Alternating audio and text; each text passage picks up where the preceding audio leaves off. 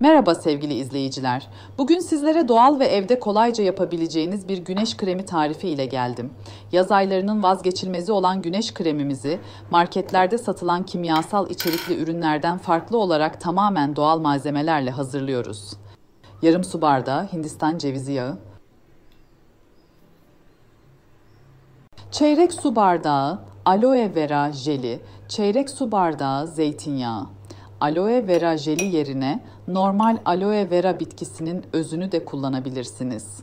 Hazır güneş kremleri genellikle cildimize zarar verebilecek çeşitli kimyasallar içerir. Özellikle parabenler, oksibenzon, avobenzon gibi maddeler hem cildimize zarar verebilir hem de uzun vadede sağlık sorunlarına yol açabilir. Ayrıca bu kimyasallar doğaya da zarar verir, su kaynaklarımızı ve deniz canlılarını olumsuz etkileyebilir. Kimyasal içerikli güneş kremlerinin cildimizde alerjik reaksiyonlara, tahrişe ve hatta hormon dengesizliklerine neden olabileceği bilinmektedir. Koku vermesi açısından 5 damla kadar da lavanta yağı ve cildi besleyici. Ayrıca olası güneş hasarı durumlarını azaltıcı sebebiyle de bir çay kaşığı kadar sarı kantaron yağı ekliyoruz. Tüm malzemeleri kaba döktükten sonra üzerine 2 yemek kaşığı çinko oksit ekleyip karıştırıyoruz.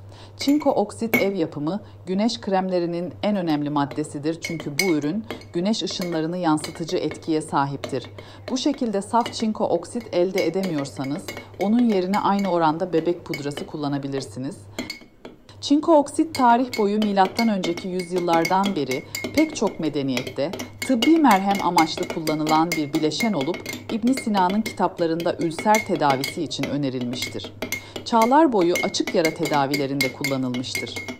Bu ev yapımı güneş kreminde kullandığımız malzemeler cildiniz için pek çok fayda sağlar. Hindistan cevizi yağı doğal nemlendirici özellikleriyle cildi yumuşatır ve beslerken aloe vera jeli cildi yatıştırır ve güneş yanıklarını hafifletir. Zeytinyağı antioksidanlar ve E vitamini açısından zengindir. Cildi korur ve onarır. Lavanta yağı hoş kokusuyla rahatlatırken cildi besleyici ve yenileyici özelliklere sahiptir. Sarı kantaron yağı ise olası güneş hasarlarını azaltmaya yardımcı olur ve cildin doğal iyileşme sürecini destekler. Son olarak çinko oksit, güneş ışınlarını yansıtarak cildi UV ışınlarından koruyan etkili bir bileşendir ve bu nedenle güneş kremlerinin vazgeçilmezidir. Bu doğal malzemelerle hem sağlıklı hem de etkili bir güneş koruyucu elde edersiniz. Tüm malzemeyi birbirine tamamen kıvam alana kadar iyice yaklaşık 3 dakika boyunca karıştırın. Karışımı kaba aldıktan sonra kullanmaya başlayabilirsiniz. Görüldüğü gibi sürüldüğünde hemen yayılmakta ve izi kalmamaktadır. Doğal bir güneş koruyucusudur. Bir sonraki videoda görüşmek üzere. Hoşça kalın ve kendinize iyi bakın. Harika Ev İşleri kanalında kalın.